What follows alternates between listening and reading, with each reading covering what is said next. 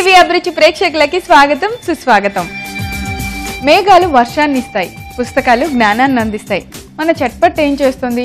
మనకి ever green పచ్చళ్ళు, పొడులు, రకరకాల రుచుల్ని ప్రతిరోజు చూపిస్తుంది. మరి ఈ రోజు ఏ రుచిని చూపించబోతుందో చూసేద్దామా? ఈ రోజు చట్పట్లో మనకి ఒక సరికొత్త రుచి చూపించడానికి రెడీగా ఉన్నారు మన ఎక్స్పర్ట్ కౌసల్య గారు.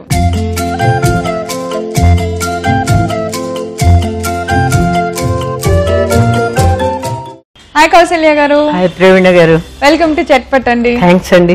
ఈ రోజు మాకు ఏం చేసి చూపిస్తున్నారు? ఇడ్లీ పొడి. ఇడ్లీ పొడి. సో ఇడ్లీలు అంటే కొంచెం చట్నీ, సాంబార్, రకరకాలుగా దాన్ని చాలా టేస్టీగా తింటుంటాం. సో మీరు ఇంకా టేస్టీ చేయబోతున్నారు పొడితో. ఇడ్లీ పొడి చేస్తున్నాం. ఫైన్. మరి ఇడ్లీ పొడి తయారు చేసుకోవడానికి కావాల్సిన ఇంగ్రీడియంట్స్ అన్ని చూద్దామా? ఓకేనండి. ఇడ్లీ పొడి తయారు చేసుకోవడానికి కావాల్సిన పదార్థాలు: ధనియాలు, చింతపండు, ఎండుమిర్చి, జీలకర్ర, మెంతులు, బెల్లం, ఉప్పు, కరివేపాకు, వెల్లుల్లిపాయ రెబ్బలు, నూనె. సో కౌసల్య గారు, మనకి ఇడ్లీ పొడి తయారు చేసుకోవడానికి కావాల్సిన ఇంగ్రీడియంట్స్ అన్ని రెడీగా ఉన్నాయి. సూపర్. మరి ముందుగా ఏం చేయాలో చెప్పండి. మనం ముందు బాండ్లీ పెట్టేసుకుందాం అండి, స్టవ్ వెలిగించి. అలాగే. సో మన అంటే ఆల్మోస్ట్ అండ్ మీరు వెల్లుల్లిపాయలకి తొక్కది తీసారు, అన్ని రెడీగా పెట్టారు. ఇక్కడ యాక్చువల్గా మెయిన్ ధనియాలండి. నల్లగా ఉంటుంది కారం. మిరపకాయలు కొంచెం మనం మాడిచి ఎర్రగా చేసి తీసేస్తాము. అందుకనే ఫస్ట్ మనం కొంచెం నూనె వేసి మిరపకాయలు వేయించేసుకుందాం, తర్వాత ఒకటి వేసుకుందాం. అలాగే. సో మిరపకాయలు అయితే బాగా నల్లగా వేయించాలి. నల్లగా వేయించిస్తే ఏంటంటే ఆ కారంలో కలర్ నల్లగా వస్తుంది. అందుకని కొన్నిసార్లు మనం చూస్తుంటాం కదా, నల్ల కారంలా కనిపిస్తుంది. సో వేద్దామా? కొంచెం నూనె వేసి వేసుకుందాం. అలాగే.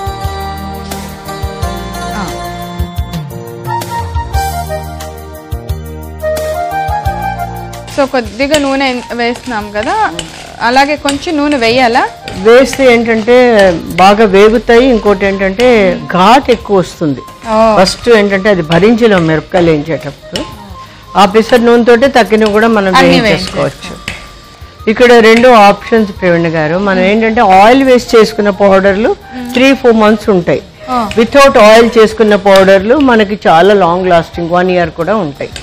అది సో ఆయిల్ వేస్తేనే తగ్గుతుంది అన్నమాట. సో ఎండుమిరపకాయలు మనకి బాగా నల్లగా వేగిపోయాయి కదా. నల్లగా వేగిపోయి తీసి పెట్టేసేయండి. ఆ కలర్ వస్తే గానీ ఈ పౌడర్ బాగుండదు. మనం కొంచెం దోరగా ఎర్రగా వేసిన. సో నెక్స్ట్ టైం వేస్తాం. స్టవ్ ఆన్ లో ఉంది కదండి. ఉందండి. ఇప్పుడు ధనియాలు వేసుకుంటున్నాం. సో ధనియాలు బాగా ఫ్రై అవ్వాలి. ఇవి కొంచెం బాగానే నల్లగా అయినట్టే వేయించుకుందాం, అంటే వేగేటట్టు. యూజువల్ గా మనకి ఈ కారం ఎక్కువగా ఉంటుంది రెస్టారెంట్ లో అన్నిట్లో. ఈ కారం ఇస్తారు. ఇడ్లీ కారం అనగానే అనుకుంటాం వాళ్ళ పొడి చాలా బాగుంటుంది, అందులో వేడివేడిగా నెయ్యి వేసి అలా తింటుంటే. సో ధనియాలు కూడా బాగా వేగిపోయినాయి కదా, తీసేద్దామా? అవును, పక్కన పెట్టేద్దాం. కొంచెం ధనియాలు వాసన, మిరపకాయల వాసన కూడా ఇంట్లో అంతా ఎక్కువ స్మెల్. ఈ రోజు మనం ఇడ్లీ కారం చేసామని తెలిసిపోతుంది. జీలకర్ర వేస్తున్నాను. నెక్స్ట్ జీలకర్ర.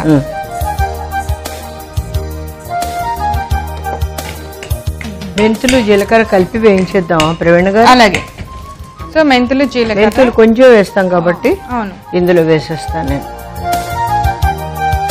ఆల్రెడీ మనకి బాండి వేడెక్కింది కాబట్టి అన్ని తొందరగా అయిపోతాయి కదా. ఒకదాని తర్వాత ఒకటి ఇలా రెడీగా పెట్టుకుంటే. ఒకటే ఇడ్లీలకి ఇన్ని వెరైటీస్ ఆఫ్ కారాలు మనకి. ఒకటి ఎర్రగా చేస్తాం, ఒక నల్ల కారం చేస్తాం, ఇంకా రకరకాల పౌడర్లు చేస్తాం ఇడ్లీలకి. ఇది అన్నంలో కూడా బాగుంటుందా? బాగుంటుంది కానీ స్పెషల్ ఇన్ ఇడ్లీ. కరెక్ట్ చెప్పారు. సో మనం మామూలుగా కారానికి అవసరమైన అన్ని ఒక పక్కన రెడీగా పెట్టేసుకుంటే ఒకదాని తర్వాత ఒకటి వేయించేసుకోవచ్చు. తీసేసేయండి. బాగా నల్లగా కూడా వేయించేశారు. అయిపోయింది. నేను వెల్లుల్లిపాయలు కొంచెం ఒక్కసారి దాంట్లో అయిపోయింది కదా. వెల్లుల్లిపాయలు అసలు యాక్చువల్ గా వేయించక్కర్లేదు, కానీ నేను ఎందుకంటే దాంట్లో తేమ ఏదైనా ఉంటే ఎక్కువ రోజులు ఉండదని ఒక్కసారి అనేస్తాను. కరివేపాకు ఇష్టం ఉన్న వాళ్ళు కొంచెం ఎక్కువ వేసుకోవచ్చు. కరివేపాకు వేస్తున్నప్పుడే కొంచెం చింతపండు వేస్తాను. బెల్లం మనం రోట్లో వేసేసుకోవాలి. కారానికి అవసరమైనంత చింతపండు. ఇది కూడా వేసిద్దామండి. ఇది వేస్తే ఏమవుతుందంటే ఏ పిసరైనా ఒక తడి కొంచెం ఉన్నదనుకోండి వెల్లుల్లిపాయల్లో, అది బాగా ఆరిపోయి మనకి నిల్వ ఉండడానికి బాగుంటుంది. ఇంకా సో మనం కారానికి కావాల్సిన అన్ని వేయించినట్టే కదా. స్టవ్ ఆఫ్ ఇంకా ఆపేసేయండి.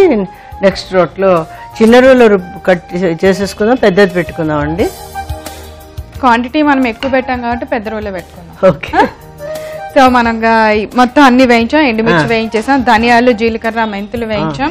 తర్వాత లాస్ట్ అండ్ ఫైనల్ గా కరివేపాకు, చింతపండు. ఇప్పుడే బెల్లం కొంచెం వేసేస్తాను, ఉప్పును బెల్లం వేసేస్తాను. ఇక్కడ నేను బెల్లం మరీ ఎక్కువ వేయట్లేదు, కొంచెం జస్ట్. తర్వాత ఉప్పు తగినంత, ఉప్పు కూడా ఇందులోనే వేస్తాం. ఓకే. ఇప్పుడు నెక్స్ట్ అన్ని కలిపి కుట్టేసుకోవడం, అన్ని కలిపి పౌడర్ కొట్టేద్దాం. మరి రోటి దగ్గరికి వెళ్ళిపోతాం. సో మన రోటి దగ్గరికి వచ్చేసాం. కైసల్య గారు మిరపకాయలు వేసిస్తారు. ముందుగా మిరపకాయలు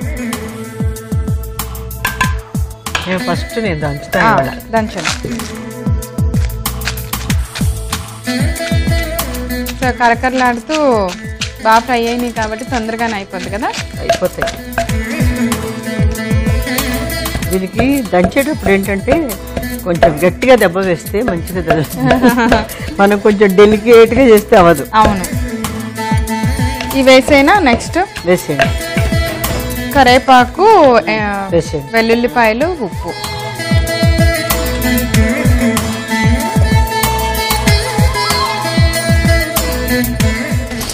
మంచి సువాసన వస్తుంది కాంబినేషన్.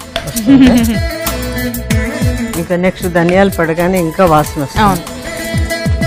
ఆ మిరపకాయల వల్ల బ్లాక్ కలర్ వస్తుంది. పౌడర్ కాబట్టి. కానీ రోట్లో నలగదేమో, టైం పట్టుద్ది అనుకున్నా కానీ చాలా త్వరగా కదండి. దీంట్లో ఏంటంటే కొంచెం జిగి వచ్చింది దీనివల్ల, వెల్లుల్లిపాయలు, చింతపండు వల్ల. సో ఇప్పుడు ఇవి వేద్దాం. ధనియాలు, జీలకర్ర, మెంతులు. ధనియాలు పెట్టగానే మనం బాగా ఫ్రై చేసాం కాబట్టి వస్తుంది డిఫరెంట్ గా. ఆల్మోస్ట్ ఒక 2-3 దెబ్బలకి నలిగిపోతున్నాయి. కల్పన అలాగే నల్లటి కలర్ వస్తుంది. అవును. సో దీన్ని ఇడ్లీ కారము అలానే నల్ల కారం కూడా అనొచ్చు. ఒకవేళ డెలివరీ అయ్యాక కారం పెడతారు కదా, దాంట్లో వెల్లుల్లి కారం అంటారు. చాలా వెల్లుల్లిపాయలు ఎక్కువ వేస్తారు, ఏంటంటే హెల్త్ కు మంచిదని చెప్పేసి దాంట్లో ఎక్కువ వెల్లుల్లిపాయలు. పప్పులు అవన్నీ వేయరు, వేయకుండా చేసి మా అమ్మాయిలు డెలివరీ అయ్యాక పెడతారు.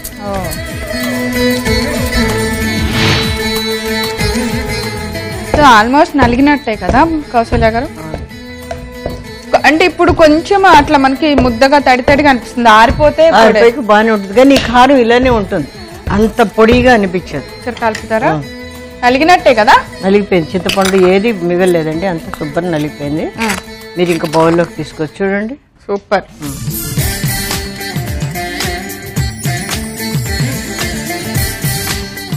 సో మన కారం కొంచెం ఆరితే ఇంకా పొడి పొడిగా అయిపోద్దండి.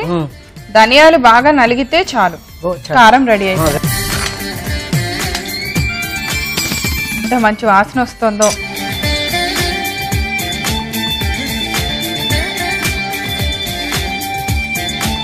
సో మరి ఇప్పుడు ఇడ్లీ కారం రెడీ అయిపోయింది. ఇడ్లీ కారం రెడీ అయిపోయింది. వితౌట్ ఇడ్లీ ఎలా తింటారు మీరు? మీకోసం ఇడ్లీ కారంతో పాటు పెడతాను. చట్పట్లో మీకు తెలీదు, మీరు ఎలా చెప్తారంటే పచ్చడి తయారు చేసిన తర్వాత నేను ఎన్నిసార్లు చెప్తాను, పచ్చడి కారం ఎవరైనా ఏం చేసుకోవాలి, ఏం చేయాలి, ఎట్లా ప్రాసెస్ అన్ని ఎక్స్ప్లెయిన్ చేస్తారు. కానీ కౌశల్య గారు ఎలా తినాలి అని కూడా నాకు నేర్పిస్తూ ఉంటారు. ఇడ్లీ లేకుండా ఇడ్లీ కారం తినకూడదు, టిఫిన్ రెడీ చేశారు. లంచ్ టైం కి నాకు బ్రేక్ఫాస్ట్ రెడీ.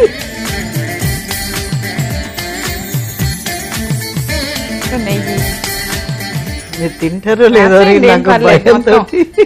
డబ్బా అయిపోయింది నా ఇంట్లో. రాయింది మీరు సన్నంగా ఉంటే ఎలాగా చక్కగా ఇలాగే కూర్చొని నేను కూడా చెయ్యాలని నెయ్యి రాస్తున్నారు.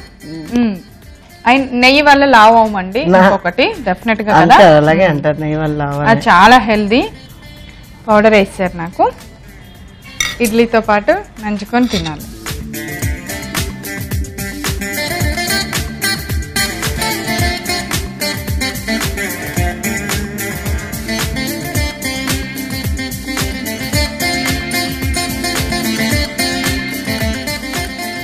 మామూలుగా ఇడ్లీ నాకు పడదు, నేను శత్రువుని.